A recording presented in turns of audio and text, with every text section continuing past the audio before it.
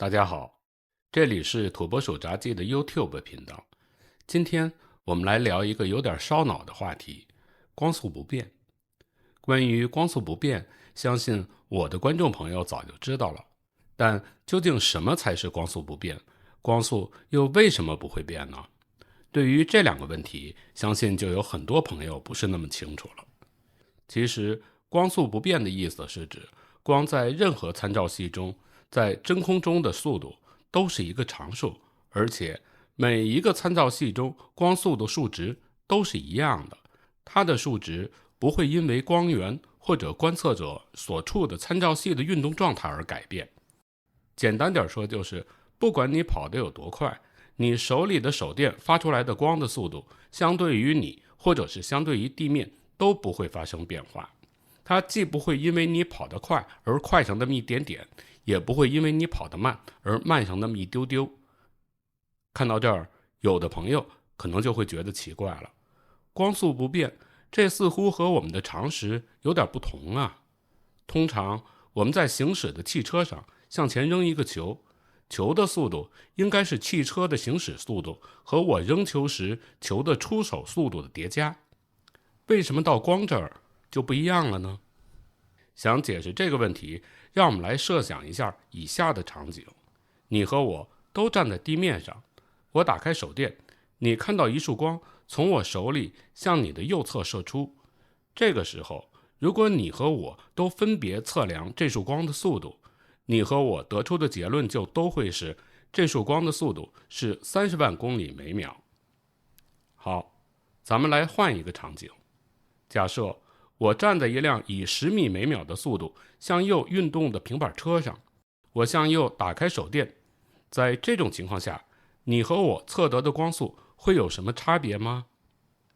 如果按照经典力学来看，我手持手电站在以10米每秒的速度向右运动的平板车上，由于我和我手电发出的光处于同一个参照系，所以我测得的光速依然是30万公里每秒。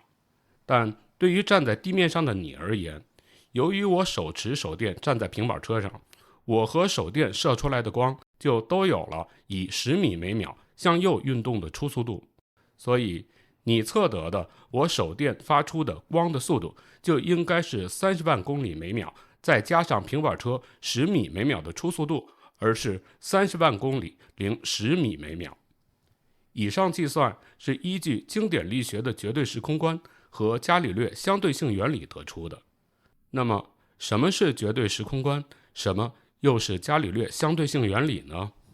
绝对时空观是经典力学的核心概念之一。他认为时间和空间是独立于物质和运动而存在的绝对实体。在绝对时空观里，时间独立存在，它在任何情况下对所有地处任何地方的观测者都是一致的，而且时间一直在均匀地流逝着，不受任何事物的影响。在绝对时空观里，空间与物质的运动状态无关，它是一个固定的参照系，是一个独立、永恒和无限的背景，它是静止的，不随物质的变化而变化。所有物质和世界都身处其中，物质在空间中的位置是绝对的，可以通过固定的坐标系来描述。介绍完了绝对时空观，再让我们来看看伽利略的相对性原理。伽利略相对性原理又被称为经典相对性原理，它的内容很简单，就一句话：在所有惯性参照系里，力学定律都是相同的。也就是说，任何一个惯性参照系里的力学实验的结果都是相同的，不会受到该参照系相对运动的影响。我们不能通过力学实验来判断我们所处的参照系是否处于匀速直线运动状态。就比如，如果我们身处一个匀速运动的船舱里做力学实验，实验的结果将和我们在地面上做相同的实验所得到的结果是一致的。介绍完了绝对时空观和相对性原理，再让我们回到光速的问题。前面提到，按照经典力学，当我们站在以10米每秒向右运动的平板车上，向右打开手电的时候，站在地面上的你测得的光速应该是30万公里零10米每秒。但这个结果就和麦克斯韦的电磁场理论抵触了。根据电磁场理论，光其实是一种由电场和磁场相互作用产生的电磁波。依据麦克斯韦的电磁场方程，也就是现在大家从屏幕上看到的这个方程，我们就可以求出光在真空中的传播速度。在这个公式中，μ0是真空磁导率，规定了真空里单位电流在单位距离上产生的磁场强度，它是一个常数。而 ε0 是真空电容率，它规定了单位电荷在单位距离上产生的电场强度，它也是一个常数，也被叫做真空介电常数。由于真空磁导率和真空电容率都是常数，因此真空中的光速就是一个常数。现在问题来了，经典力学告诉我们，运动的物体的速度和它所处的参照系有关，所以光的运动速度应该和光源所处的参照系或者和观测者所处的参照系有关。但电磁场理论告诉我们，光在真空中的速度是一个常数，和光源所处的参照系没有关系。那么究竟是包括了绝对时空观和相对性原理的经典力学错了，还是麦克斯韦的电磁场方程错了呢？1905年，爱因斯坦发表了一篇论文，这篇论文的标题是《论动体的电动力学》。这篇论文首次提出了狭义相对论的基本理论。在这篇论文里，爱因斯坦提出了2个基本假设。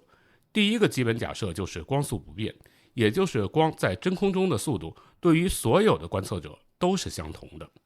第二个假设是相对性原理，也就是所有的物理定律在所有的惯性参照系里都是相同的。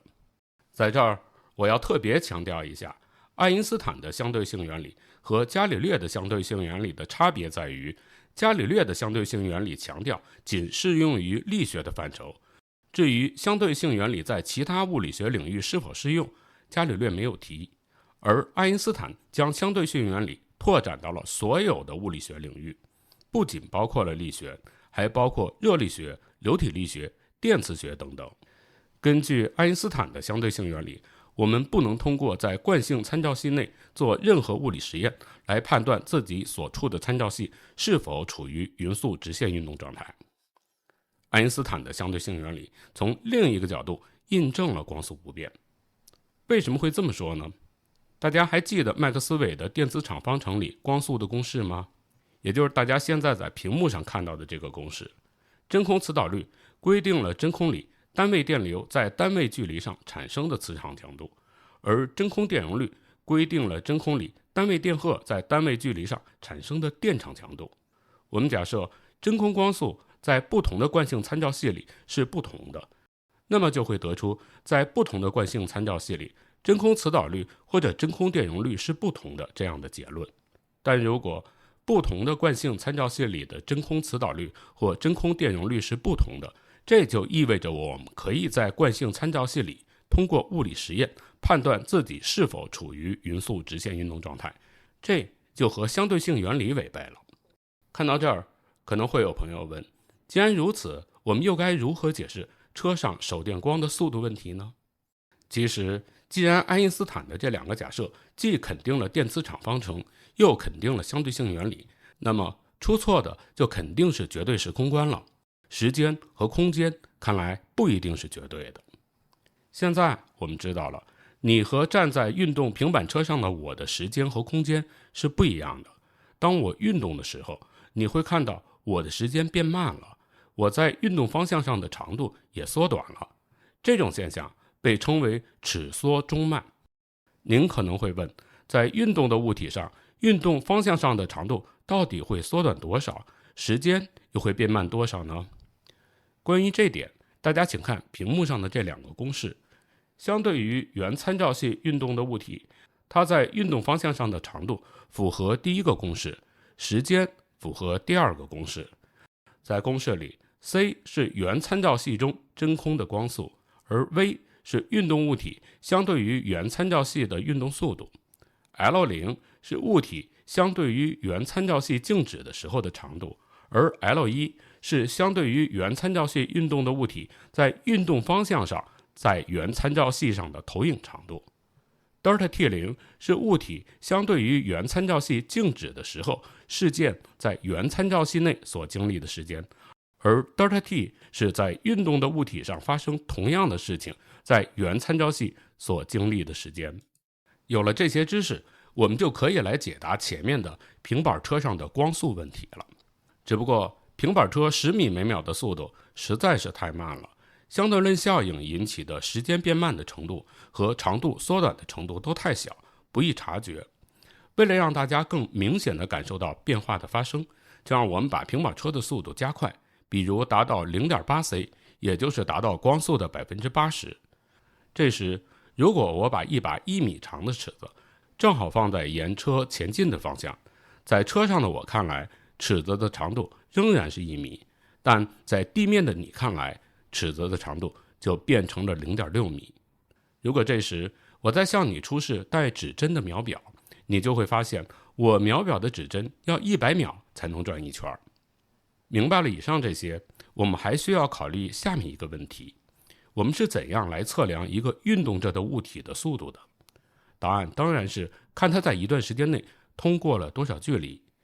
好，有了这几点共识，咱们就可以开始下面的讨论了。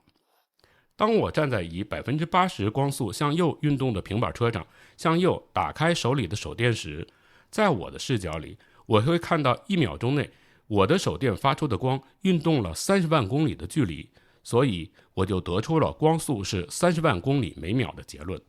而站在你的视角上，你看到的是我手电发出的光在 0.6 秒的时间内走了18万公里，所以你测得的我手电发出来的光的速度依然是30万公里每秒。如果大家感兴趣，也可以拿其他的速度来试试，得出的结果都是一样的。这就是光速不变，真正变化的是时间和空间。事实上，由于光速不变，国际计量大会还修订了关于长度单位米和时间单位秒的定义。关于米，最早的定义可以追溯到18世纪末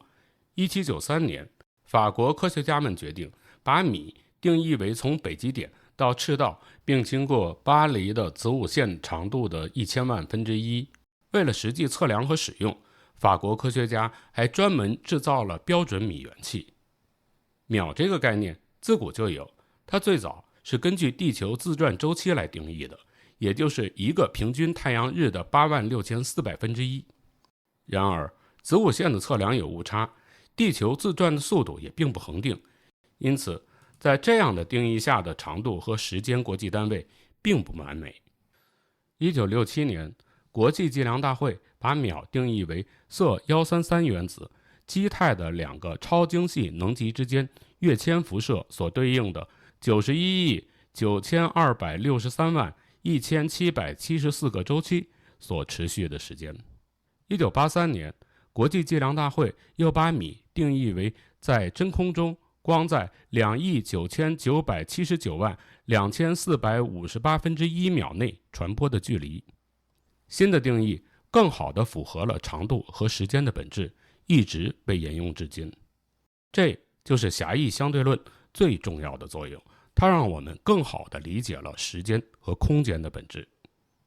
爱因斯坦的狭义相对论彻底改变了牛顿力学中绝对的时间和绝对的空间的概念，并由此带来了诸如时间膨胀、长度收缩、质能等价等革命性的结论。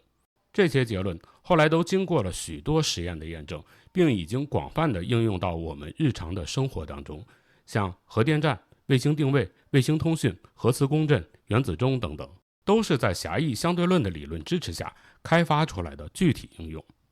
现在，爱因斯坦的狭义相对论已经成为现代物理学的基石之一，也成为我们探索世界、开发世界的有力工具。